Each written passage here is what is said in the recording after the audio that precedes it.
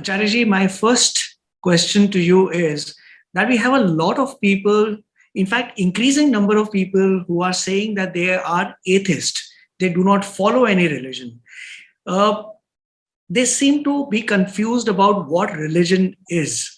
They don't know what, according to you, is the importance of religion, whether if somebody is born into it or is it by choice, whatever it is. Uh, you see, there are two kinds of religions.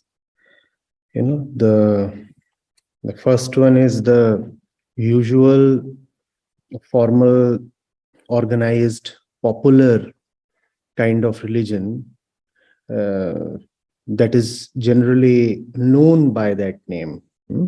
The word religion has been appropriated by organized systems. So in most of these organized belief systems, and there is a story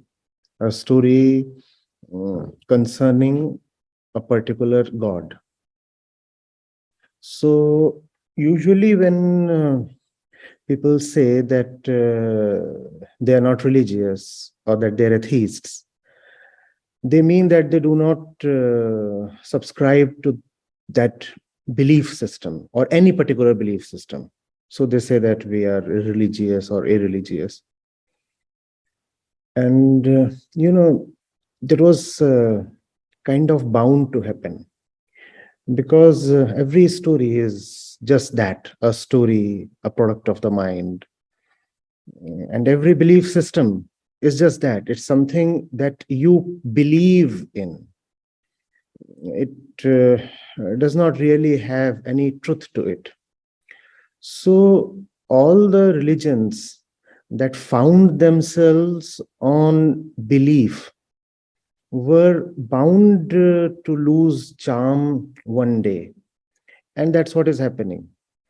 Since the advent of science, and right from the day Newton showed the universe to be deterministic, and then you had Nietzsche, who declared God is dead, and you have today's age when people can be cloned, and man is fighting death and disease and all the divine rights of the gods are being usurped by man. There actually remains no need to belong to a belief system, because the beliefs themselves are being very openly shown to be false. So that kind of atheism was waiting to dominate thought and society, and that's what is happening. If you can't tell this generation, a well-educated youngster, some fairy tale, some cock and bull story about one supreme figure sitting somewhere high up in the skies, and on his whim one day he decides to create the universe, and the universe he creates through this and that means he picks up some soil, picks up a bone, and chants some verses or mantras or special words, and does this and does that. It all sounds so juvenile. People won't really take it seriously. So that kind of atheism was not only waiting to dislodge the conventional kind of religion, but I also think that it is very much all right that is happening.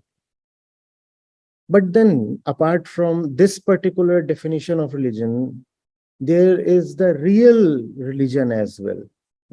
Real religion, not confined to any particular sect or stream or organization or belief system.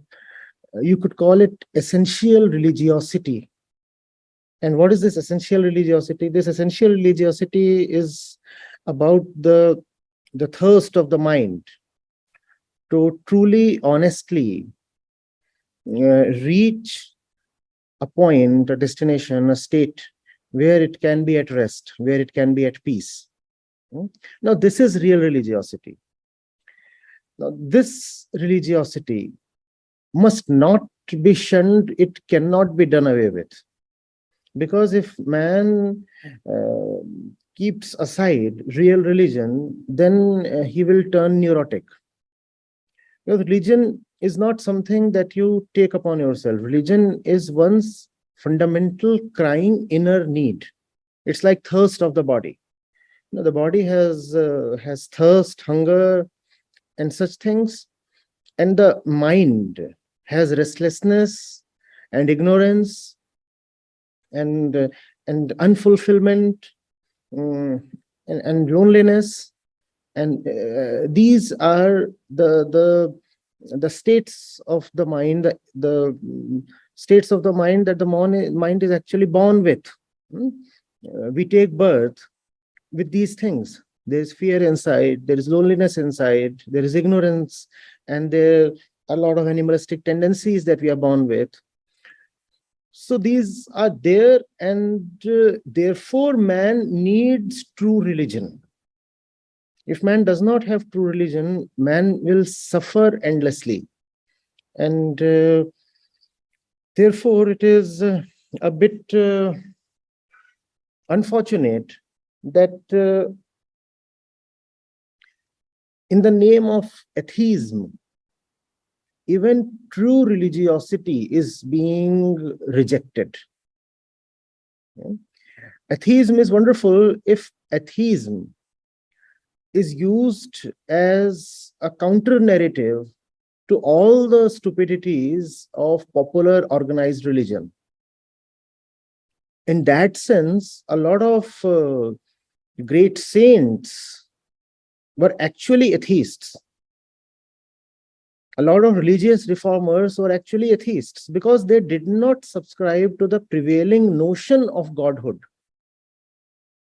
And the prevailing notions of godhood, you would agree, have been very rotten at many points in history, at many places on the earth. And that's why there has been a need for religious reform. And when we have had those reformers, we have been grateful to them. So that kind of atheism is all right. But I become a bit nervous when I see people discounting even core spirituality by asserting that they are atheists. Now, if you are atheists, that's all right. See, you may not want to have a God, and that is all right. One can understand that God is a bit of fiction. But it is not understandable if somebody says that he or she does not want to have peace or truth. Now, real religiosity is about having peace, not about having God. It's another matter if you start calling God as a synonym of peace or truth or understanding, and that is a different thing. But that does not usually happen in the popular version of religion. So the religion that wants you to believe in stories and a certain kind of cosmology and certain stories of Genesis, if you want to discount that religion by becoming atheistic, it is pretty much all right. But it would be a tragedy if we start saying that we don't need compassion, that love is an outdated value, that we do not really need deep understanding, that we do not need simplicity, right? That it's all right to wallow in falseness, that we do not really need to know the core truth. Hmm? Why? Because we are atheists. Because we are atheists. Then there is a great problem. So, if the trend away from religion, which we are witnessing in America, in Europe, in Japan, even in countries like ours, if the trend away from popular religion results in a cleansing of religion, results in people moving away from religion towards spirituality, then it's a welcome thing, actually. It's a welcome thing, because we do not want superstition in the name of religion, do we? We do not want strife in the name of religion.